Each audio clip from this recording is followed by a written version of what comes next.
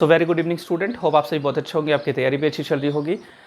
आपने सुना होगा कि दो एंग्लो इंडियन को लोकसभा में नॉमिनेट किया जाता था और आपने सुना होगा कि एक एंग्लो इंडियन को विधानसभा में यानी कि लेजिस्लेटिव असेंबली में नॉमिनेट किया जाता था।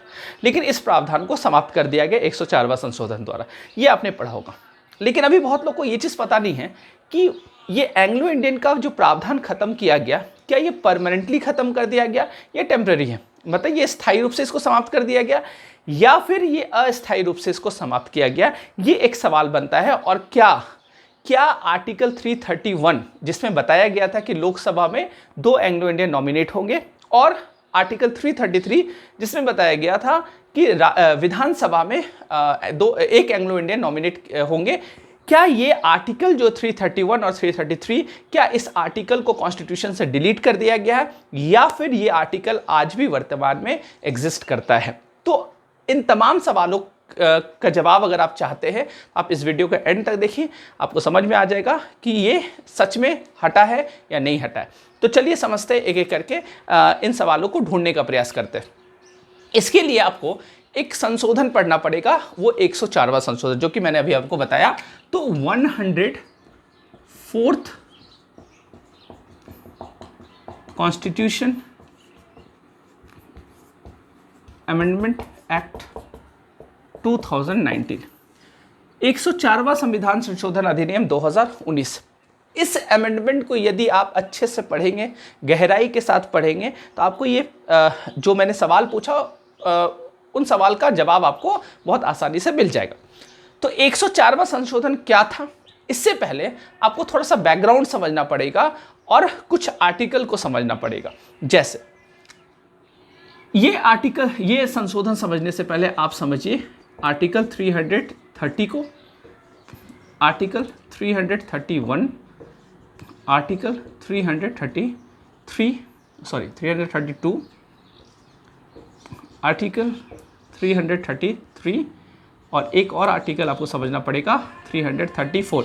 ये आर्टिकल समझना आपके लिए बहुत ज़्यादा ज़रूरी है ना। आर्टिकल 334 बहुत ज़्यादा इंपॉर्टेंट हो जाता है क्योंकि आर्टिकल 334 में संशोधन किया गया है। ठीक है, तो सबसे पहले ये समझ लेते हैं कि इसमें क्या क्या दिया गया है ना। इसमें क्या क्या दिया गया, इन पांचों आर्टिकल में क्या क्या लिखा गया है। चलिए, तो आर्टिकल 330 जो है, आर्टिकल 330 जो है, इसमें क्या बताया गया, इसमें बताया गया है कि एससी और एसटी, शेड्यूल कास्ट और शेड्यूल ट्राइब जो है, इनके लिए लोकसभा में सीटों का, इनके लिए क्या किया गया, आरक्षण दिया गया, सीट रिजर्व किया गया।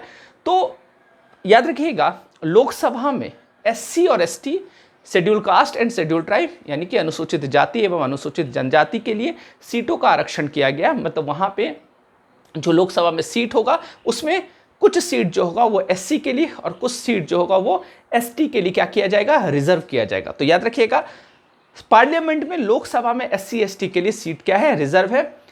ओबीसी के लिए सीट रिजर्व नहीं है। ठीक है, राज्यसभा में सीट रिजर्व नहीं है ना, राज्यसभा में सीट रिजर्व नहीं है। तो एक क्वेश्चन तो आपसे ये भी पूछ सकता है कि पार्लियामेंट के किस हाउस में एससी एसटी के लिए रिजर्वेशन का बात किया गया, तो बताइएगा लोकसभा में किया गया, राज्यसभा में नहीं किया गया। ठीक है, तो और इसके लिए कौन सा आर्टिकल, किस आर्टिकल में बात लिखा गया, तो बताइएगा 330 में लिखा गया। ठीक है, 331 जो है, 331 जो है, ये क्या बताता है, ये बताता था अभी भी है ना, वो हम लोग देखेंगे। इसमें लिखा हुआ था कि दो एंग्लो इंडियन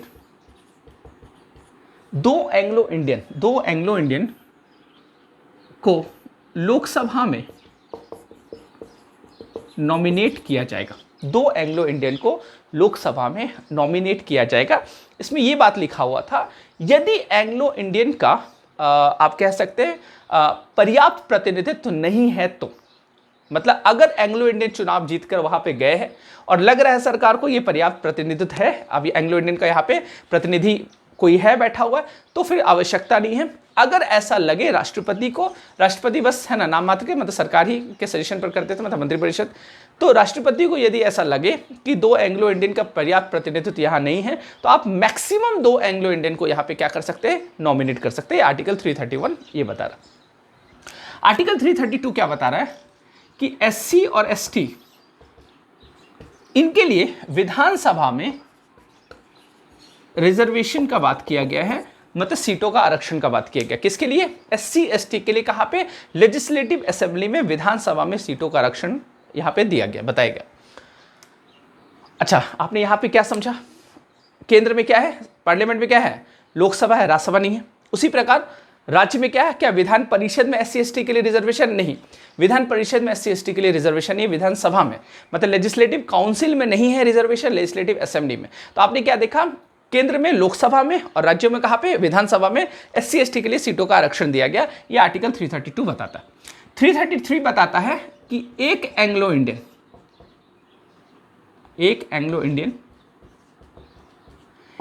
विधानसभा में इनको क्या किया जाएगा? नॉमिनेट किया जाएगा। विधानसभा में, यदि विधानसभा में एंग्लो इंडियन का पर्याप्त प्रतिनिधित्व नहीं है तो वहां पे मैक्सिमम, मतलब एक एंग्लो इंडियन, आप एक ही होगा, है ना, मैक्सिमम, ये मैक्सिमम है, मतलब एक से ज्यादा आप नहीं कर सकते। तो एक एंग्लो इंडियन आप क्या करेंगे? नॉमिनेट करेंगे, है ना, एक एंग्लो इंडियन आप नॉमिनेट कर सकते हैं। ये कौन करेंगे? गवर्नर करेंगे। तो आर्टिकल 331 में बताया गया था कि 2 एंग्लो इंडियन नॉमिनेट किया जाएगा लोकसभा में, और जो नॉमिनेट कौन करेगा? राष्ट्रपति के द्वारा नॉमिनेशन होगा। और 333 बता रहा है कि गवर्नर के द्वारा एक एंग्लो इंडियन को नॉमिनेट किया जाएगा विधानसभा में। एक एंग्लो इंडियन, याद रखिएगा, उनको मनोनीत किया जाएगा। कहां पे? विधानसभा में, लेजिस्लेटिव असेंबली में। यहां तक क्लियर हुआ? ये 4 आर्टिकल आपने देखा तो आपको ये समझ में आ गया कि 330 और 332 जो है, ये दोनों आर्टिकल SC ST रिजर्वेशन का बात करता है लोकसभा में और विधानसभा में।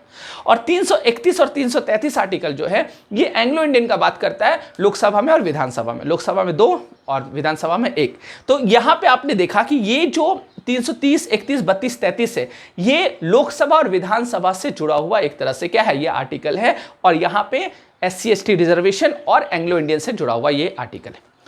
334 आपको समझना बहुत जरूरी है। अगर आप 334 समझिएगा तो ही आप 104वां संशोधन अच्छे से समझ पाइएगा। 334 आर्टिकल में क्या लिखा हुआ? देखिए, 334 आर्टिकल में लिखा गया है कि आर्टिकल 330, 331, 332 और 333, इसमें बताया गया है कि ये 4 आर्टिकल जो है, 330, 331, 32 एंड 333, ये 4 आर्टिकल जो है, ये जब भारत का संविधान जब से लागू हुआ, लागू होने की तिथि से 10 वर्ष के लिए ये क्या होगा? लागू रहेगा। मतलब इसमें जो जो बात लिखा गया है, ये कब तक लागू रहेगा? तो 10 वर्ष तक, अगले 10 वर्ष तक। कब? जब संविधान का तारीख, जब जिस दिन संविधान लागू हुआ, उस संविधान के लागू होने के 10 वर्ष तक ये 330, 331, 332, 333, इसके बारे में बताया गया कि SC ST का रिजर्वेशन कितने साल तक रहेगा? 10 वर्ष तक रहेगा। 2 एंग्लो इंडियन कब तक नॉमिनेट होंगे? 10 वर्ष तक होंगे, है ना। विधानसभा में SC ST कब तक नॉमिनेट होंगे? तो 10 वर्ष तक होंगे। उसी प्रकार विधानसभा में एक एंग्लो इंडियन कब तक नॉमिनेट होंगे? 10। बात समझ पा रहे हैं? मतलब 330, 31, 32, 33, इन चारों में जो प्रावधान लिखा गया, ये 10 वर्ष तक के लिए ही बनाया गया था।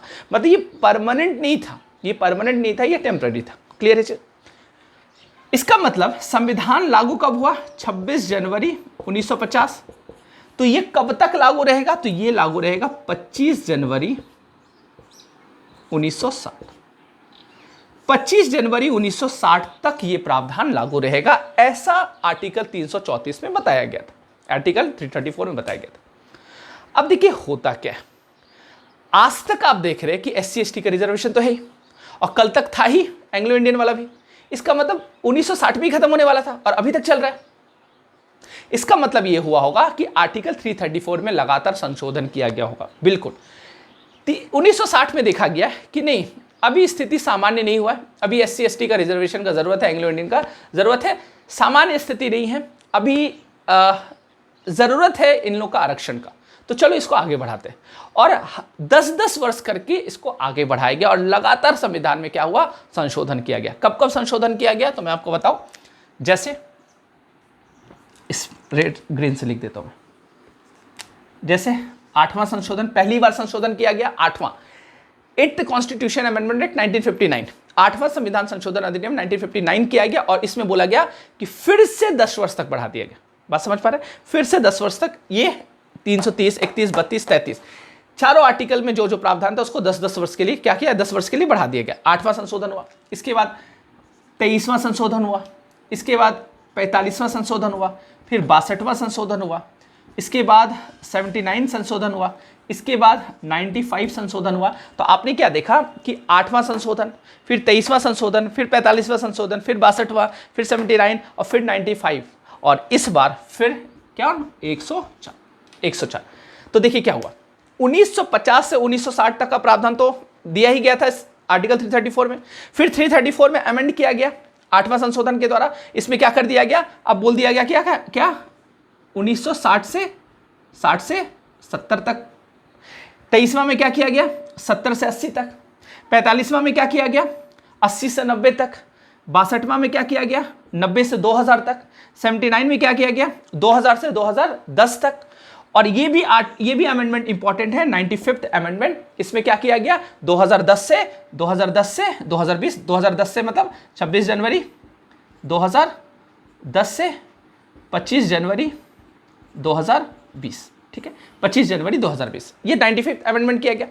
अब देखिए 104वां संशोधन क्या कहा, 104वां संशोधन क्या बता रहा है। 104वां संशोधन बताया, याद रखिएगा 104वां संशोधन में 330, 331, 332, 333 में संशोधन नहीं हुआ, इसमें संशोधन हुआ 334 में। और 334 में बताया गया कि SC/ST लोकसभा में जो आरक्षण दिया गया और विधानसभा में जो SC/ST को आरक्षण दिया गया, इसको 10 वर्ष तक के लिए फिर से बढ़ा दिया गया। तो 104वां संशोधन 10 वर्ष के लिए फिर से बढ़ा दिया गया। यानी आप कह सकते हैं अब जो प्रावधान बढ़ा दिया गया वो कब से लागू हुआ, क्योंकि 95th अमेंडमेंट जो हुआ था वो 25 जनवरी 2020 तक लागू था। तो अब बोला गया कि 26 जनवरी 2020 से 25 जनवरी 2030 तक अब रिजर्वेशन रहेगा। मतलब जैसे जो परंपरा चलते आ रहा था 10-10 वर्ष बढ़ाने का, फिर से सरकार ने 10 वर्ष बढ़ा दिया, ठीक है। अब ये हो गया 25 जनवरी 2030 तक। समझिएगा, ध्यान से समझिएगा। तो 334 में, याद रखिएगा 334 में अमेंडमेंट किया गया और बोला गया कि आर्टिकल 330 और आर्टिकल 332 में जो प्रावधान लिखा है उसको 10 वर्ष तक बढ़ा दिया गया। अभी तक क्या था, 104वां संशोधन से पहले क्या था, इन चारों आर्टिकल में अमेंड होता था। लेकिन इस बार 102वां अमेंडमेंट जो हुआ, 104वां संशोधन जो हुआ, जो 334 में अमेंड किया गया। अमेंड होने का मतलब हुआ 330 और 330, 31, 32, 33 में मतलब 10 वर्ष बढ़ा दिया जाता। 334 में ही अमेंड होता था, अमेंडमेंट 334 में ही होता था। उसमें लिख दिया जाता था कि 330, 31, 32, 33 को 10-10 वर्ष के लिए हम बढ़ा दे रहे। इस बार जो 104वां संशोधन हुआ उसमें 334 में क्या बताया गया, इसमें 334 में ये बताया गया कि 330 और 332 को 10 वर्ष तक के लिए बढ़ा दिया गया और 331 और 333 में मौन रहा, मतलब कुछ भी नहीं लिखा गया कि इसको 10 वर्ष तक बढ़ा रहे या फिर इसको समाप्त कर रहे। तो व्यवहार में मान लिया गया कि एंग्लो इंडियन का प्रावधान अब क्या हो गया, समाप्त हो गया। क्योंकि जब अब इसमें 104वां संशोधन करके 331 में और 333 में जब कुछ नहीं जोड़ा गया, तो आप मान लीजिएगा कि 95th अमेंडमेंट जो हुआ था उसमें बताया गया था कि 25 जनवरी 2020 तक ये सब लागू रहेगा। इसका मतलब जब 331 में और 333 में कुछ भी नहीं लिखा गया, तो मान लिया गया कि 25 जनवरी 2020 से एंग्लो इंडियन का प्रावधान क्या हो गया, खत्म हो गया। एंग्लो इंडियन का प्रावधान खत्म हो गया। इसलिए माना जाता है कि एंग्लो इंडियन का अब वो नॉमिनेट, लोकसभा में 2 एंग्लो इंडियन नॉमिनेट नहीं होते और ना ही विधानसभा में एक एंग्लो इंडियन क्या होते, नॉमिनेट होते। ये प्रावधान को क्या कर दिया गया, समाप्त कर दिया गया। लेकिन चूंकि आर्टिकल 331 और 333 को डिलीट नहीं किया गया, एक तरह से निष्क्रिय है, मतलब ये काम नहीं कर रहा, एक्टिव नहीं है, तो निष्क्रिय है, मतलब ये बस अभी है रखा हुआ। हो सकता है ऐसा होगा नहीं, मुझे नहीं लगता होगा, लेकिन फिर भी हो सकता है भविष्य में जब अगला संशोधन हो, जब 2030 में है ना, 30 से पहले जब संशोधन किया जाएगा, हो सकता है इसमें 331 और 333 का प्रावधान फिर जोड़ दे कि 10 वर्ष तक फिर एंग्लो इंडियन को नॉमिनेट किया जाएगा। हो सकता है जोड़ दे, क्योंकि जब तक आप इसको पूर्णतः डिलीट नहीं कीजिएगा तो पूर्णतः परमानेंटली हम लोग नहीं मान सकते कि एंग्लो इंडियन का, व्यवहार में मान सकते हैं। व्यवहार में आप मान लीजिए कि एंग्लो इंडियन का प्रावधान खत्म हो गया, डिलीट हो गया, खत्म, समाप्त हो गया। लेकिन मैंने क्या बताया कि एक गुंजाइश है, एक जगह बचता है जहां पे आगे भविष्य में ऐसा किया जा सकता है, ऐसा किया जा सकता है। क्लियर है? तो मेरे ख्याल से आपको ये समझ में आ गया होगा 104वां संशोधन क्या था। अब आपसे कोई पूछेगा 104वां संशोधन क्या था, आप बताइएगा। 104वां संशोधन जो है वो अनुच्छेद 334 में संशोधन किया गया और बताया गया कि आर्टिकल 330 और आर्टिकल 332 में SC ST के लिए जो लोकसभा और विधानसभा में जो रिजर्वेशन दिया गया उसको 2030 तक यानी कि 10 वर्ष तक बढ़ा दिया गया है। जबकि आर्टिकल 331 और आर्टिकल 333 में जो एंग्लो इंडियन के नॉमिनेशन का प्रावधान करता है लोकसभा में और विधानसभा में, इसके लिए मौन रहा, इसके लिए कोई भी प्रावधान नहीं किया गया। तो मान लिया गया कि 25 जनवरी 2020 तक ये प्रावधान लागू था। 25 जनवरी 2020 के बाद से ये प्रावधान क्या हो गया, समाप्त हो गया। तो ये आप कह सकते हैं ये था 104वां संविधान संशोधन अधिनियम 2019। तो मेरे ख्याल से आपको समझ में आया होगा। यदि कोई दिक्कत होता है, कोई प्रॉब्लम आता है तो आप कमेंट में ज़रूर क्वेश्चन कीजिएगा। मिलते हैं नेक्स्ट क्लास में, आज के लिए इतना ही। Thank you so much.